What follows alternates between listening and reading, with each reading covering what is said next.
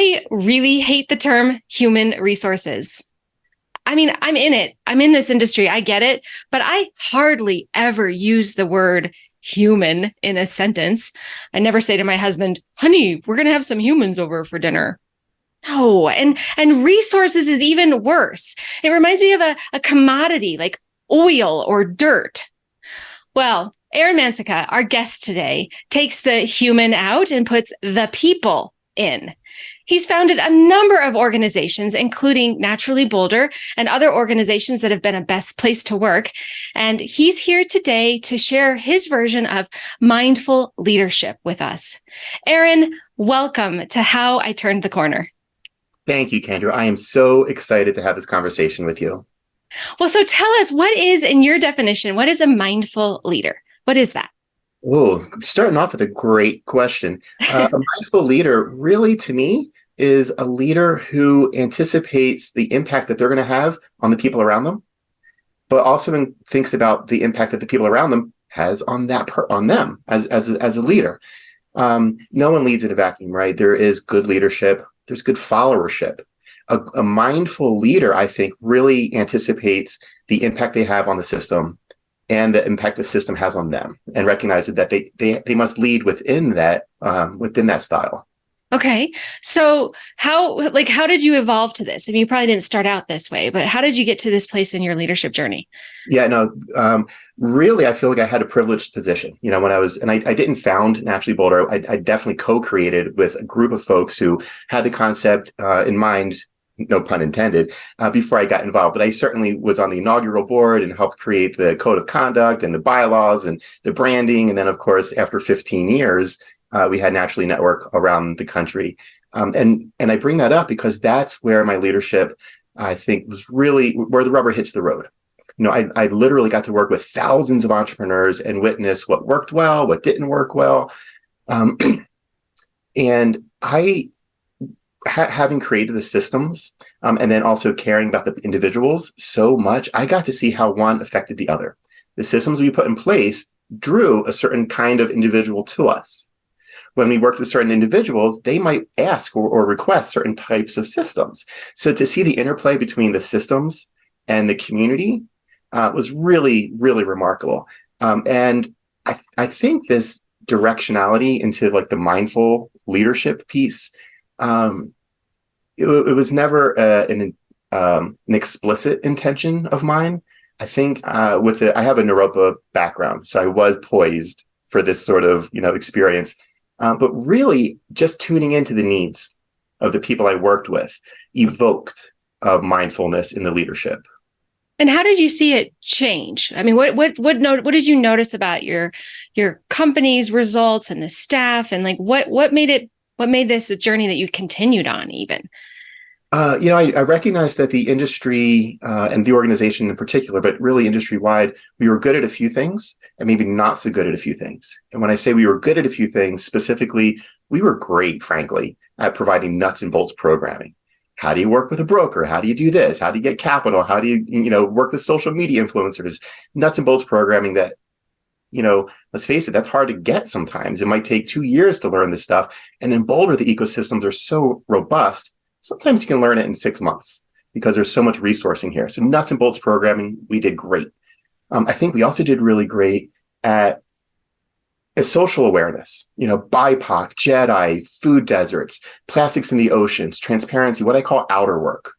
Your work matters to the larger world. We did great at really pioneering and leaning into that. Where I think we didn't do so well is the inner work. We didn't necessarily train folks to manage and make sense of and strengthen their own internal resiliency, their own internal compass, their own self-awareness. So many investors that I talk with say one thing that they look for first in an entrepreneur before they make the investment is a level of self-awareness. And yet we weren't developing any programming consistently to develop the self-awareness, let alone interpersonal awareness, so that you can really have dynamic teams with psychological safety, because that's where creativity can happen. We weren't even thinking about market awareness. How do you fit into the larger market? What's the economy of your business? What's the ecology of your business? So really thinking of it in terms of the self-awareness, interpersonal awareness, market awareness has been pivotal. It's interesting because the natural foods and the natural products industry, from my experience, has been one where there is A, really low margins for the most part, and then B, an extremely high turnover rate. And so, and then one of the messages that I really want to get out to our listeners is that turnover is expensive. And when you have thin margins, you can't afford to not have an environment where people want to stay, because your margins are already so thin. Like, you're going to erode away that profitability by turning people over through your recruiting costs, through your onboarding costs, through just the impact of potentially having a toxic environment. I mean, is that kind of what you saw? Because you have definitely a more, focused version of it. I get kind of more the bird's eye view of the industry, but is that what you've seen? Absolutely. Absolutely. And, what's interesting is when I share the training with individuals, I might go into a company and train the leadership team, or I might train the sales and marketing team, or I might train the HR team. What I'm noticing is that the content is the content. The model is the model. How it's applied depends on what that person's role may be. So executive folks are really tuning into like the adaptive decision-making piece that I present. The HR folks are really tuning into the stickiness that this helps create within the company, bolstering the professional purpose that the individuals feel. Their job has meaning. It really reduces churn. And not only that, but folks are showing up with a renewed passion, a renewed willingness to collaborate and get really what it is, Kendra, a renewed sense of joy. And that speaks volumes. And that's a quality that just changes, as you know, right? It just changes how you relate to the job, to your coworkers, to the deadline, to the workday itself. And to continue on that, when I talk with the sales and marketing folks, they really tune into the empathy piece. And I explored that recently. And what a particular sales and marketing team was sharing with me is it helps them get into the mindset of their consumer, or their customer, their buyer. So it was less about transmitting everything I have to say and more about how is it being received by that customer, what is their experience of me. So really each kind of role within a business or within an organization tunes into different pieces of the training, but that HR stickiness piece is really gratifying. Mm-hmm. So tell us a little bit more about now. You left Naturally Bolder, and now you're in this new role called Mindful Business, right? Mindful Your Business. Mindful Your Business, right? Okay, it's of course right here in front of me. Forgive me. And so tell us a little bit about what you guys are doing over there. What you're doing over there. Yeah, for sure. I'll back up for just a second, because when I was working with Naturally Bolder, I saw this need, and I saw that some teams on paper looked great. 2 years later, they're gone. Other teams on paper, they looked like they were a little thin on strength. 2 years later, they're rocking it. So I got curious, like what really is the quality different? Oh, it's heart. Oh, it's passion. It's like, well, what's underneath that? And I really started to explore that. And so much of it just came down to awareness. So I developed a program. So it's a workshop. So the whole training is developed to be only 6 hours. And it's modular. So some folks are consuming it all at once. Others are saying, no, let's do 2 hours over 3 different days. And I think it's being so well received because it really is designed for the professional's mind. It's very linear. It starts with self-awareness, interpersonal awareness, market awareness. So because of it, it's very directional. It feels like it's really penetrating folks. And then one of the jokes is, if it's not applicable, it's not invited. We immediately talk about how this is applied in your current circumstances. So it's not just theoretical. It's not like, hey, that's interesting to know. That's a pragmatic skill I can go bring to my team today. So it's based very heavily on pragmatism. Okay, that's great. And so you're kind of teaching in this self-awareness for the leaders. Oh, absolutely. In fact, I'll tell you, so each of those 3 sections, so it scales up. I love the word scale. That's such a word in business. And the idea that we can even scale awareness. What? Yeah, you can, as I just was talking about. So each one of those scales has two sections. The self-awareness part, we talk about your narrator, your perception narrator, your performance narrator. How do you receive the world? Oh, it's dangerous. Oh, it's full of potential. And how do you show up in the world? I'm an imposter. I'm overly confident. So we study your narrator, and then we study emotional intelligence. EQ is 80% responsible for successes in general. IQ makes up the only 20%. So after self-awareness, we graduate into the interpersonal. And at the interpersonal level, now we're studying your change style and influence style. I tend to change with great fear and anxiety, or I change at the drop of a hat. How do you influence folks? I influence through compassion and heart, or I influence through sheer facts and force. So we'll study, like, do you even know? How do you change? How do you influence? And that will culminate in team intelligence. So as before it was emotional intelligence, now it's team intelligence. And that third scale, now we're looking at your ecosystem through the lens of economy, that is resource management, and then through the lens of ecology, that's relationships management. Because if you can have strong binocular vision, your ecosystem is much more understandable, and you can really keep it healthy. That culminates in systems intelligence. So you can see it's very linear, and it really does expand upon itself. The upshot of all of that, I help folks enter the present moment. When you can be in the present moment, there's so much potential. I like to say you can leverage the present moment if you're able to hang out there. You can bring your intelligence to that present moment. And the value of that, especially when you get to the teams and the systems level, it enables us to relate to our circumstances as more important than our tendencies. Whatever the circumstances are, boy, wouldn't it be great if what's needed is exactly what your tendencies are? That's not always the case, right? Sometimes the circumstances call for something that might not be your tendency, according to all these studies that, your strengths finders, and it's all that's great. But I train people to not be limited by that. Meet your circumstances for what meet the moment with what it's being called for, not just through your habits.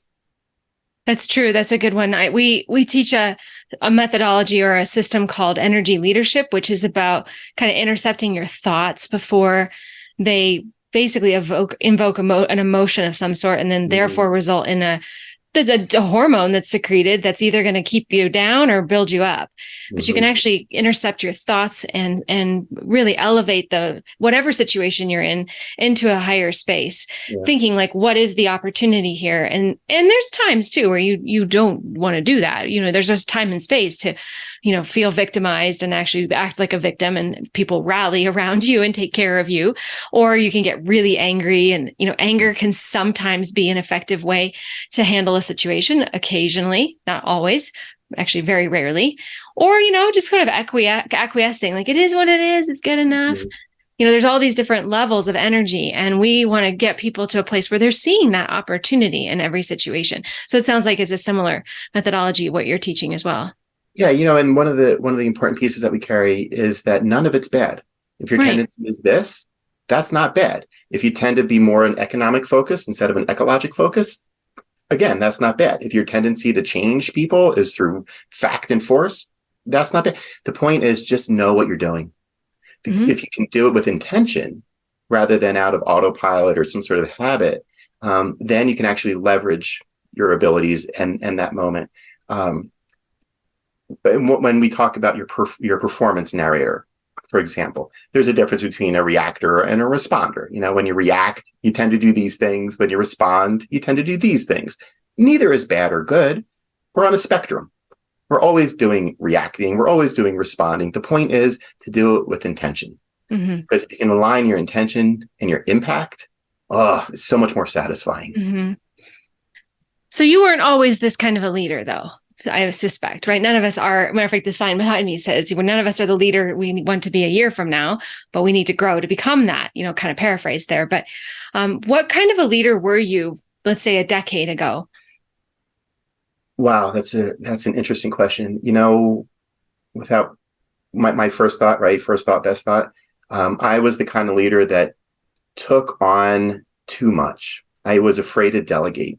I was afraid to give away power, responsibility. It wasn't maybe not so much power, it was the responsibility. I'd rather just do it myself to make sure it's done properly, that kind of leader. And that can only be so effective, right? Until you start to include others, be more team oriented. So I would say that I've matured over the past decade or so, being more comfortable with a shared leadership model, including the voices and the values and the opinions of the folks that I'm working with. And what provoked that change? What caused you, as we say here on the podcast, what caused you to turn the corner?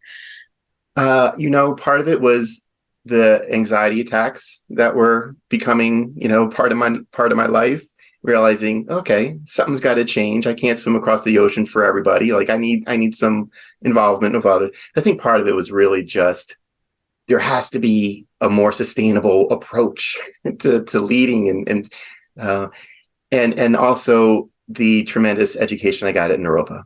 So I earned my master's at Naropa University, and that, I went into it so reluctantly. The first year was all about inner work. The second year was all about outer work and for, environmental leadership.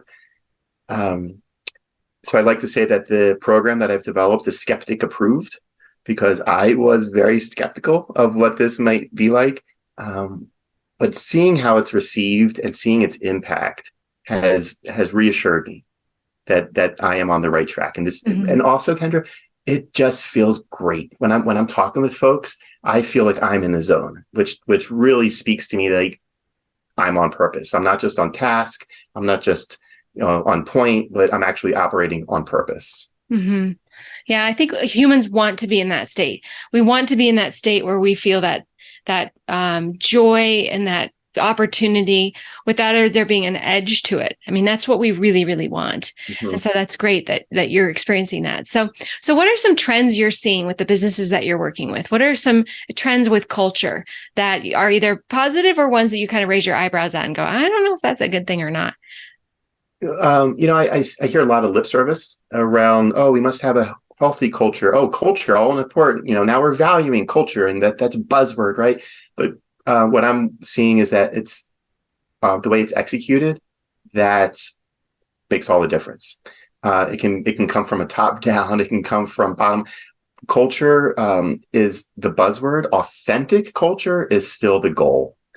And the brands that I work with who get it, who can appreciate, like, hey, when you show up as your full self, you're happier.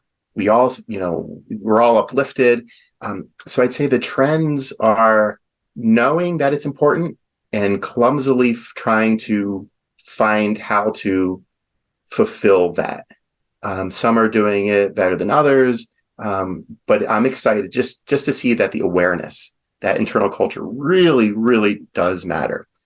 A second piece to that is recognizing that individuals have a capacity to grow themselves in their work setting. In other words, when I come home, I go back into dad mode, and I got to do this and I got to do that, and I authentically want to play basketball with my kid, and there's not a lot of me time, right? When I'm home, ironically, in the professional world, when there's trainings, professional development trainings that actually cultivate the internal growth, wow, what a gift, what a treat that I don't get when I have my at-home identity. So what I'm identifying is using business as a tool for positive personal change, not just using business as a tool for positive social change. Yes to that, of course. But I'd say, especially since the pandemic, there's this growing understanding that business can also be a tool for positive personal change. And that may precede the social change, but it certainly elevates the the intentionality of showing up to work each day. It really changes that quality. Mm-hmm. I do think that the role of business is evolving a lot and needs to evolve even more in society. But I do love that business can be more than just a force for good in terms of externally, but how we show up as leaders in the world. We have an opportunity to grow, and I think that's what you're trying to say. 100%. So I came upon a study that in 2018, this research organization interviewed over 1,000 CEOs, and they asked them one question: in order to change your organization, do you need to change yourself? About 10% said yeah. Only 10% said yes. Enter the pandemic, everything changes in the blink of an eye, while that same organization asked a different 1,000 CEOs the exact same question. To change your organization, do you need to change yourself? 90% said yes. From 10 to 90%. So there was this global realization that systems, organizations, they're all just a bunch of individuals. That's how I'm interpreting this. So to change a system, to change an organization, of course, it starts with changing the leader. That's what good leadership is. So there is very much an awakening to this appreciation. Mm-hmm. Yeah, and I think it's going to be necessary with this people revolution, with people no longer tolerating working for organizations that aren't authentically living their values and authentically driving their culture, being the best leaders they can be. Like, I don't think the businesses are going to survive that don't change that. The ones that still believe that command and control and a paycheck in exchange for time is all that should matter, it's not going to work anymore. And the exciting thing is we're getting examples of that at higher and higher levels, bigger and bigger companies. You know, it's not just the small natural product brand that's at the local farmer's market. Yes to that. But we're also seeing that this is adopted now at the largest. You know, there are General Mills, Google, of course, LinkedIn. So some of the biggest corporate forces out there are hearing this call from their workforces. And as I agree with you, the ones that are responsive, they're the ones that have a more successful future. I think that's a perfect place to end this amazing discussion. Arron, thank you so much for joining me today on How I Turned the Corner. Thank you, Kendra. I had a delightful time with you. Me too. Thank you.